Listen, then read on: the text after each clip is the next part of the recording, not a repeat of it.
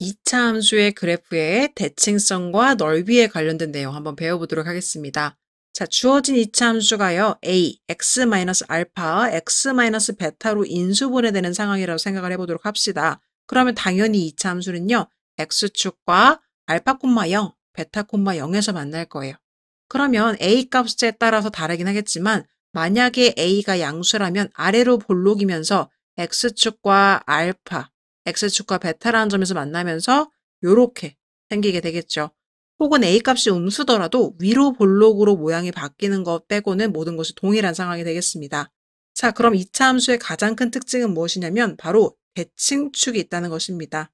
이 대칭축이라는 것은 x축과 만나는 이 알파와 베타의 중점의 위치가 바로 대칭축의 위치가 될 텐데요. 만약에 이 아래쪽 부분의 넓이를 구하라고 한다면 분명히 이 아래쪽 부분의 넓이도 대칭축에 의해서 반반 똑같이 나눠지게 될 것입니다. 즉 여기서 나오는 S1과 S2의 넓이는 같아진다는 거죠.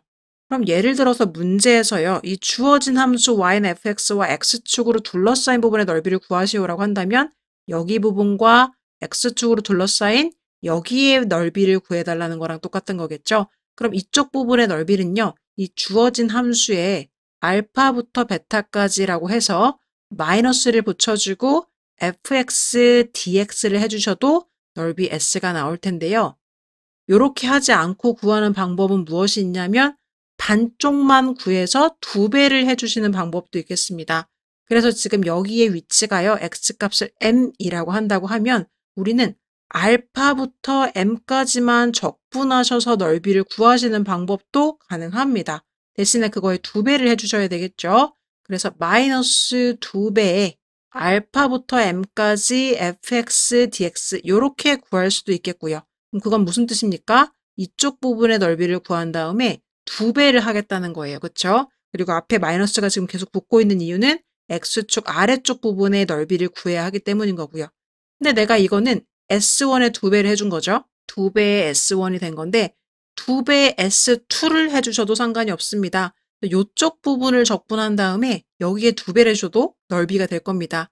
그래서 마이너스는 x축 아래에 있기 때문에 붙이는 거고요. 2배는 지금 반만 적분할 거기 때문에 m부터 베타까지 fx, dx 이렇게 잡아주셔도 이게 바로 전체 넓이 s가 될 겁니다. 얘는 2배의 s2가 된다는 거죠. 그래서 여기서 이야기하고 싶은 건 무엇이냐면 여러분들이 이런 2차 함수의 넓이를 구할 때는요. 대칭축의 성질을 이용해서도 문제를 얼마든지 풀 수가 있다는 거예요. 그래서 지금 이 아래와 같이 그려져 있는 그래프에서요. 이쪽 색칠한 부분의 넓이를 구하라고 한다면 우리는 방법이 2가지가 있을 수가 있습니다. 첫 번째는요. 인티그랄 1부터 5까지 주어진 함수를 그냥 그대로 적분하는 거예요. 1부터 5까지 그냥 한 번에 적분해서 문제를 풀 수도 있겠고요. 대칭축의 성질을 활용해서 문제를 풀고 싶다면 내가 반만 적분을 한 다음에 그 넓이에 2배를 하셔도 상관이 없습니다. 그럴 때는 1부터 3까지만 적분을 해주셔야 되겠죠. 그래서 1부터 3까지 적분을 하신 결과에다가 2배를 해주시는 이런 방법을 사용하셔도 아무런 문제가 없다라는 거, 그 결과는 똑같이 나온다는 것을 기억해 달라는 게 바로 이 부분의 개념 파트가 되겠습니다. 자, 그렇다면 2차 함수가 아닌 3차 함수에서는요, 대칭성과 넓이의 개념을 어떻게 활용을 할 수가 있을까요? 주어진 3차 함수가요, a의 x-알파, x-m, x-베타로 인수분해가 된다고 한다면, 자, 이 오른쪽 그림과 같이 알파와 m과 베타에서 만나게끔 이렇게 그려주시면 될 것 같아요. 자, 그럼 이 m이라는 값이요, 만약에 이 알파와 베타의 중점이 되는 값이라면 분명히 이 떨어진 거리와 이 떨어진 거리가 똑같게 될 거고, 그럼 이 3차 함수 그래프는 이 위로 아래로 대칭이 되겠죠. 위쪽에 있는 영역의 넓이와 이 아래쪽에 있는 영역의 넓이가 같아질 겁니다. 그래서 예를 들어서 알파부터 베타까지를요, 정적분을 해버리면, 정적분이라는 것은 부호가 살아있는 결과이기 때문에 이쪽 부분의 넓이 값이 플러스가 나올 거고 이쪽 부분의 넓이 값이 마이너스가 나오면서 정확하게 똑같은 값이 나오면서 이 플러스와 마이너스가 상쇄돼서 결과적으로는 0이 나온다는 것이 바로 3차 함수에서 그래프가 대칭성을 가질 때 우리가 사용할 수 있는 특성입니다.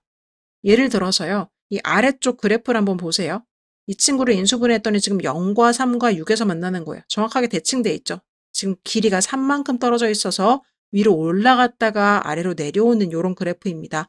그러면 이쪽 S1의 넓이와 S2의 넓이는요, 같을 수밖에 없어요. 근데 만약에 넓이를 구한다고 하면 한쪽 넓이를 구하셔서 2배를 해주시면 되는 거예요. 그래서 넓이를 구하라고 한다면 나는 어떻게 구할 수가 있다? 2배의 인티그랄 0부터 3까지 fx dx 이렇게 구할 수도 있겠고요. 혹은요, 마이너스 2배의 3부터 6까지 fx dx 이렇게 구할 수도 있다는 겁니다. 요건 넓이를 구할 때고요. 그럼 내가 넓이가 아니라 그냥 정적분 값을 구하면 어떻게 될까라는 거예요. 정적분 값은요, 인티그랄 0부터 6까지를 한 번에 적분해 볼 수가 있을 텐데, 정적분을 해주시면요, 예를 들어 이 S1의 넓이 영역이 뭐 5라고 하고, 이 S2의 넓이 영역이 넓이는 5지만 x축 아래라 마이너스 5라고 한다면, 넓이 값에서는 늘 이 값들이 결과적으로 10이라는 값을 가졌겠지만, 이 정적분의 결과에서는 어떻게 나올 거냐면, 플러스 5도 나오고, 마이너스 5도 나와서 결과적으로 0이 될 수밖에는 없다라는 겁니다. 그래서 만약에 문제에서 이쪽 부분과 이쪽 부분의 넓이가 같다란 단서가 주어진다면 내가 활용할 수 있는 정확한 값은 특성은 무엇이냐? 첫 번째 x값부터 이 마지막 x값까지를 한 번에 정적분을 해버리면 상쇄돼서 분명히 그 결과는 0이 될 것이다.